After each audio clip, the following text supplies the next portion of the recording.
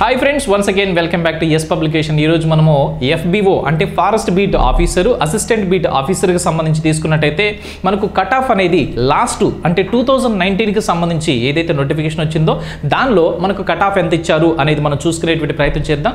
Already మనకు APSC official notification నుంచి మనకు సిలబస్ ఇచ్చారు, ఎగ్జామినేషన్ ప్యాటర్న్ అనేది ఇచ్చారనమాట. సో కాబట్టి దాన్ని బట్టి మనం ఆల్రెడీ ప్రిపరేషన్ అనేది స్టార్ట్ చేయాలని ముందుగానే వాళ్ళు హింట్ ఇవ్వడం జరిగింది.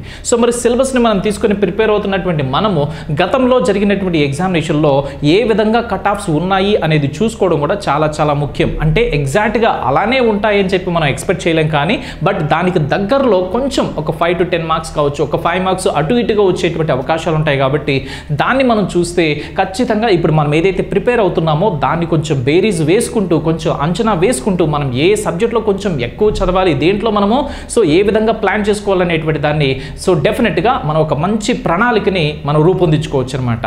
సో అంత మాత్రమే కాదు, కట్ ఆఫ్ మాత్రమే కాదు, కానీ ఫిజికల్ ఎఫిషియన్సీ టెస్ట్కి సంబంధించి మనం ఏం చెక్ చేస్తారు, ఫిజికల్ మెజర్మెంట్ టెస్ట్కి సంబంధించి ఏం చెక్ చేస్తారు, తర్వాత శాలరీ అనేది ఏ రేంజ్లో ఉండబోతుంది, ఎఫ్బిఓ అండ్ ఏబిఓ తీసుకున్నప్పుడు క్వాలిఫికేషన్ అనేది ఏం ఉండబోతుంది అనేది మనకు గతంలో ఇచ్చినటువంటి నోటిఫికేషన్ బేస్ చేసుకుని మనం డిస్కస్ చేసుకునేటువంటి ప్రయత్నం చేద్దాం. సార్ మరి అఫీషియల్ నోటిఫికేషన్ ఇంకా రాలేదు కదంటే డెఫినెట్గా వస్తుంది. ఎందుకంటే మనకి ఏపీఎస్సీ అఫీషియల్ వెబ్సైట్లోనే మనకు వెబ్ నోట్ ఇచ్చి సిలబస్ ఎగ్జామినేషన్ ప్యాటర్న్ పెట్టాడు. కాబట్టి సో మేబీ కొంచెం మనకు అటు ఇటుకైనా డెఫినెట్గా 100% నోటిఫికేషన్ వస్తుంది. కాబట్టి ఎప్పుడు వస్తుంది అనేది పక్కన పెట్టేసి డెఫినెట్గా వస్తుంది అనేది మాత్రమే మీ మైండ్లో పెట్టుకొని మీరు ప్రిపరేషన్ స్టార్ట్ చేసినట్టయితే ఖచ్చితంగా నోటిఫికేషన్ వచ్చే టైంకి మనం రెడీగా ఉంటాం. ఎగ్జామినేషన్కి సిలబస్ అంతా కూడా కంప్లీట్ చేసుకొని మనం ధైర్యంగా ఎగ్జామినేషన్కి వెళ్ళొచ్చు.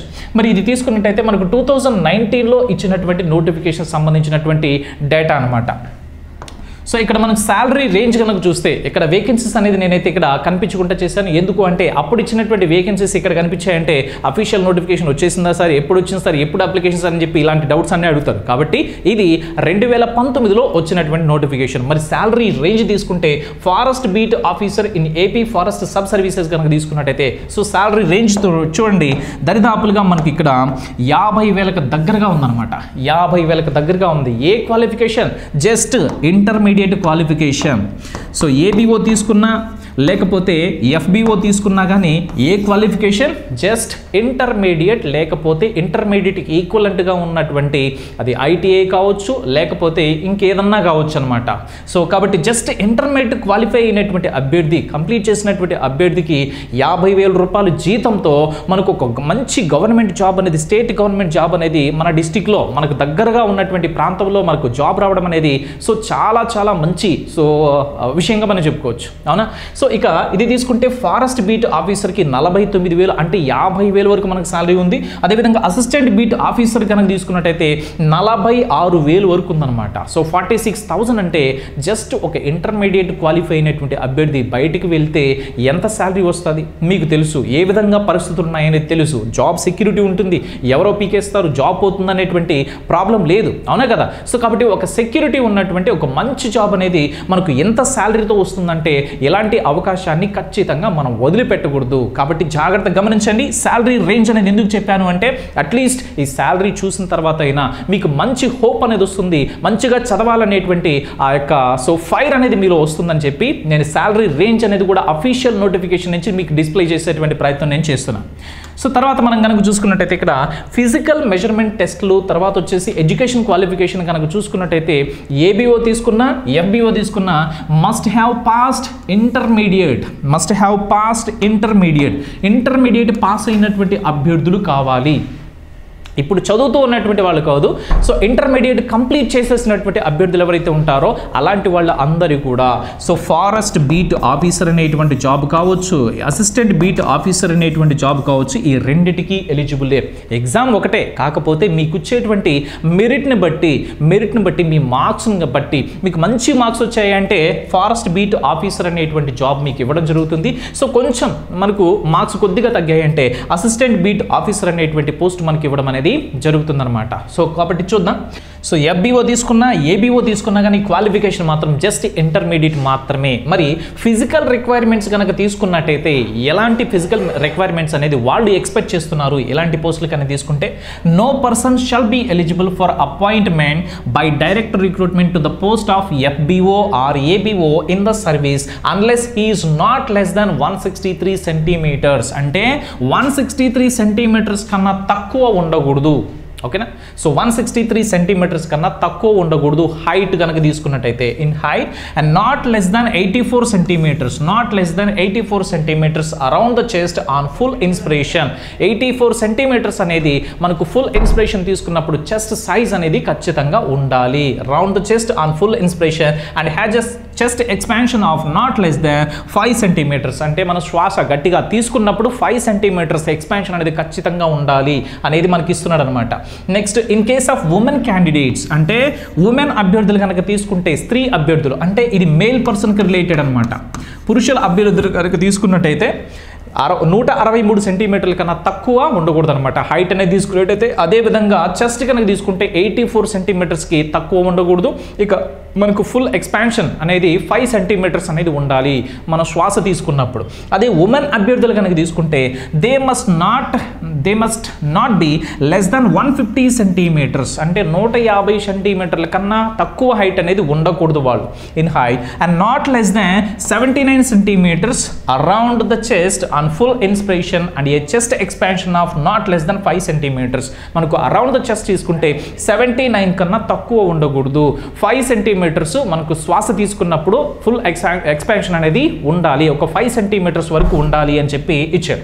సో మేల్ అభ్యర్థులు కనుక తీసుకున్నట్టయితే ఇక్కడ మేల్ అభ్యర్థులు తీసుకుంటే హైటు 163 సెంటీమీటర్లకు తక్కువ ఉండకూడదు. తర్వాత మనకు చెస్ట్ అనేది 84 కన్నా తగ్గకూడదు. నెక్స్ట్ స్త్రీ అభ్యర్థులు కనుక తీసుకుంటే హైట్ అనేది 150 సెంటీమీటర్లకు తగ్గకూడదు. దెన్ చెస్ట్ ఎక్స్పాన్షన్ అనేది మనకు ఫుల్ ఎక్స్పాన్షన్ అనేది 79 సెంటీమీటర్స్కి తగ్గకూడదు. ఈ 5 సెంటీమీటర్స్ మనకు శ్వాస తీసుకున్నప్పుడు అనేది ఇది కామన్ రెండింటికి కూడా, ఇద్దరికి కూడా. సో తర్వాత మనం 5th పాయింట్ తీసుకుంటే ఇక్కడ the candidate should possess normal eyesight. ఇది గమనించండి, నార్మల్ ఐసైట్ అనేది ఉండాలి. సో ఐసైట్ అనేది నార్మల్గా ఉండాలన్నమాట. స్పెట్స్ ఉన్నటువంటి అభ్యర్థులకి అవకాశము లేదు. గమనించండి ఈ విషయాన్ని, నార్మల్ ఐసైట్ అనేది ఉండాలి. Apart from the physical requirements prescribed above. అంటే మీరు హైట్ కావచ్చు, తర్వాత చెస్ట్ కావచ్చు, ఇవన్నీ సాటిస్ఫై అయినా మీకు సైట్ అనేది ఉండకూడదు. వాటితో పాటుగా ఇది కూడా ఒక క్లియర్ కట్ కండిషన్ అనేది మనకు చెప్పడం జరిగింది. నెక్స్ట్ 6th వన్ తీసుకుంటే the eligible candidates selected in written test shall be subjected to the test of walking. అంటే రిటన్ టెస్ట్ అయిపోయిన తర్వాత మనకి ఏముంటుంది అంటే వాకింగ్ టెస్ట్ ఉంటుంది. మేల్ అభ్యర్థులు కనుక తీసుకుంటే 25 కిలోమీటర్లను 4 గంటల్లో నడవాలి. 25 కిలోమీటర్లని 4 గంటల్లో నడవాలి. అదేవిధంగా స్త్రీ అభ్యర్థులు కనుక తీసుకుంటే in case of women candidates a distance of 16 kilometre is to be completed in 4 hours duration. అంటే ఉమెన్ అభ్యర్థులు తీసుకుంటే 16 కిలోమీటర్ల దూరాన్ని 4 గంటల్లో కంప్లీట్ చేయగలగాలి. సార్ మా వల్ల అవుతుందంటే ప్రాక్టీస్ చేస్తే ఏదైనా అవుతుంది, ప్రాక్టీస్ చేయకపోతే ఏమీ కాదు. ఓకేనా? కాబట్టి మనం ప్రాక్టీస్ చేసుకోవాలి ఎగ్జామినేషన్ అయిపోయిన వెంటనే, లేకపోతే ఎగ్జామినేషన్ ప్రిపేర్ అయ్యేటప్పుడు మనకి ఇంకా నోటిఫికేషన్ రాలేదు కాబట్టి ఈ విషయాలన్నీ మనం ముందుగా తెలుసుకొని చదువుతూనే మనకి ఎప్పుడైతే మనకు కొంచెం బోర్ అనిపిస్తుందో అలాంటి టైంలో, ఈవినింగ్ టైంలో కావచ్చు, మార్నింగ్ టైంలో కావచ్చు, మనం కొంచెం ఈ యొక్క ప్రయత్నం మనం చేయాలి. సో కొంచెంగా ఒక్కొక్క రోజు కొంచెంగా డిస్టెన్స్ పెంచుకోవాలి. ఒకటేసారి మనం అంత డిస్టెన్స్ చేయలేం కదా. కాబట్టి కొంచెంగా మనం డే బై డే డిస్టెన్స్ అనేది పెంచుకుంటూ మనకు తక్కువ టైంలో నడవడానికి మనం ప్రయత్నం చేస్తూ ఉండాలన్నమాట. నెక్స్ట్ తర్వాత నోట్ ఏమి ఇచ్చారంటే the walking test is only A physical endurance test and shall not carry any marks. Walking test అనేది జస్ట్ క్వాలిఫైయింగ్ నేచర్ మాత్రమే. అంటే మీరు ఫిట్గా ఉన్నారా లేదా అనేది చెక్ చేయడానికి మాత్రమే తప్ప దాంట్లో ఎలాంటి మార్కులు ఇవ్వరు. ఆ మార్కులు మనకు సెలక్షన్కి సంబంధించి ఏమీ పనిచేయవు. ఈ విషయాన్ని గమనించండి. నెక్స్ట్ తర్వాత 6th పాయింట్ మనం కనుక తీసుకుంటే ఎన్సీసీ కొంతమంది ట్రైనింగ్ చేస్తుంటారనమాట అభ్యర్థులు.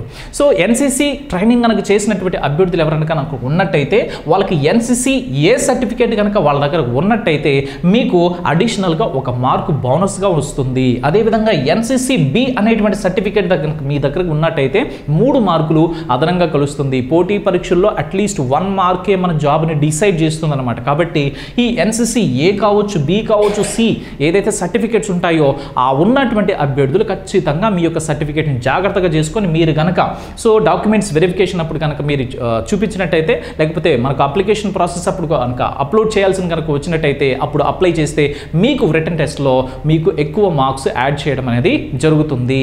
ఏ సర్టిఫికేట్ ఉన్న వాళ్ళకి 1 మార్కు, ఎన్సీసీ బి ఉన్న వాళ్ళకి 3 మార్క్స్, ఎన్సీసీ సి కనుక ఉంటే 5 మార్కులు అడిషనల్గా బోనస్గా మీకు ఇవ్వడం జరుగుతుంది. కాబట్టి ఈ యొక్క విషయాన్ని గమనించండి.